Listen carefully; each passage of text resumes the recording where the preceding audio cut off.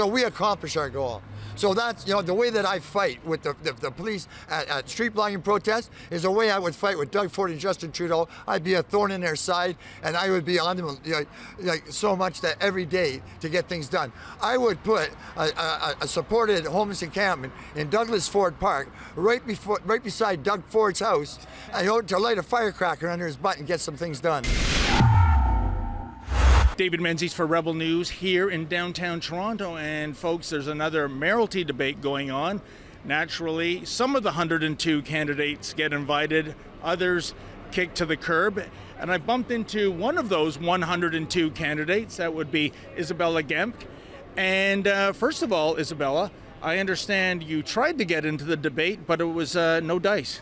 Yeah, no, I thought I registered for it, but I guess I didn't. I don't know. I can't find the email for my ticket, and they don't have me registered down, so they won't let me even sit in there and watch it. So. Well, don't feel too bad. I think there's only like 6 or 8 favorites they allow in every time, so I guess the majority don't get in. But tell me, you want to run for mayor, Isabella. What are some of your key policy planks? My key policy planks is that I will fight like hell with the provincial and the federal government, as the Star recommends, to get enough money till we can adequately and actually do things in Toronto. Because, all these other candidates promising this, that, and whatever, and saying that, that we can't rely on the provincial and federal government, means that they're not even going to try to fight with them. So, I've been fighting with the provincial government for 5 years trying to get ODSP and OW benefits raised. I'm the founder of POOF Protecting ODSP OW Funding. In 2018, it was like, POOF, we're here. We're demanding 100% increase when everybody else was asking for 3%. So I fight hard. Last year, in the last couple, we protested the first few years at Queen's Park and that. We never felt we weren't being heard.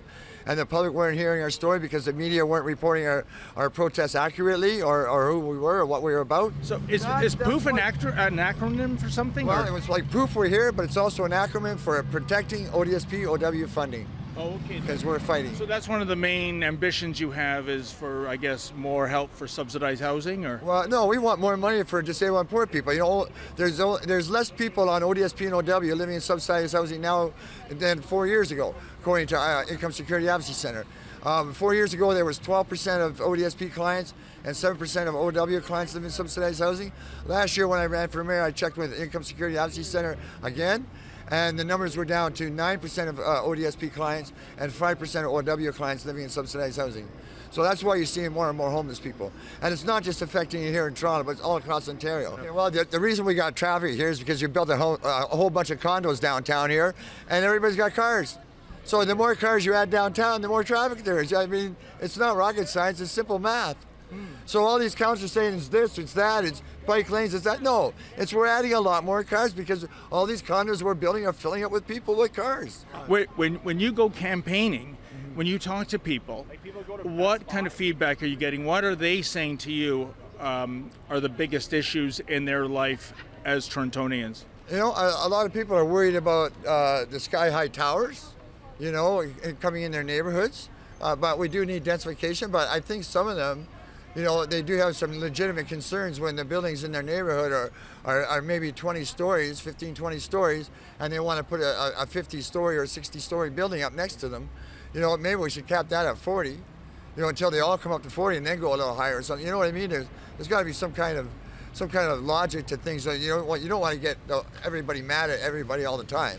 But I'm a little confused because you support more housing being built. Well, we have to go vertical, don't we? Well, yes, we do. But we could also densify the suburbs. Fourplexes and threeplexes are not that bad. Other cities have them all over the place. Vancouver has them everywhere. I've lived all over Vancouver. I lived all over Toronto. Okay. I've lived in many different situations, from sleeping under a bush, sleeping on Yonge Street, to in my car, to in my van. I grew up in the houses. I've lived in apartments and rooming houses. I've lived in condos. Right now I'm living in Toronto Seniors Community Housing. I have a firm grasp of what's going on with housing. One of the big issues we have with housing is when people that have mental health issues are driven out of their units because they're sleep deprived and management aren't taking them seriously. And the tenant acts up, and then they come out on the street and they're more sleep deprived.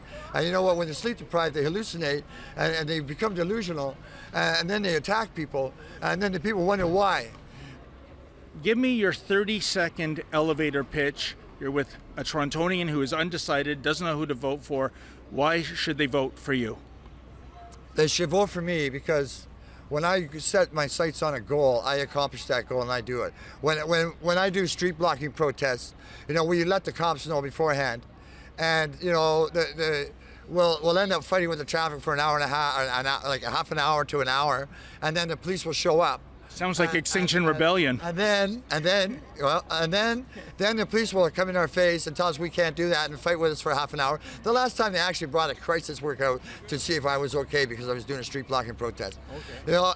And it's just ludicrous, But after they argue with us for half an hour, then they go away, they move the traffic back, and then we can sit and finish our protest for 2 hours. So we accomplish our goal.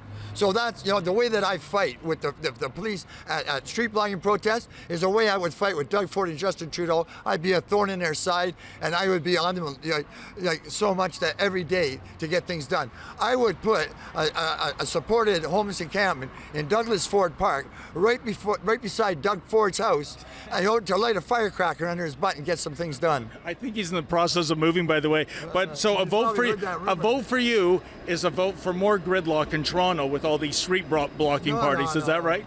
Yeah, no. Okay. Yeah. Sounds like it to me. No, I'm going to encourage people to get out of their cars and start taking the TTC. I want to see. Oh, I'm not doing that. I want to see TTC have dedicated streetcar lines. I've been riding the TTC for 50 years. It's safe. I'm sorry. You know what? I'm sorry, but it's so packed that I couldn't even get to a debate the other night. I had to wait 2 trains, and then I had to wait a bus. Because why? Because there's so many people taking it. Why are they taking it? Because it's safe and they can take it. Oh my gosh. Thank you so much. Have a great night. Well, folks, I know you love Rebel News to bring you the other side of the story. That's why we're here trying to scrum those who are running for Mayor of Toronto. It's a very important election, but we need your help. Can you please go to rebelfieldreports.com? That's rebelfieldreports.com. And if you're able to, kindly make a donation. My thanks in advance.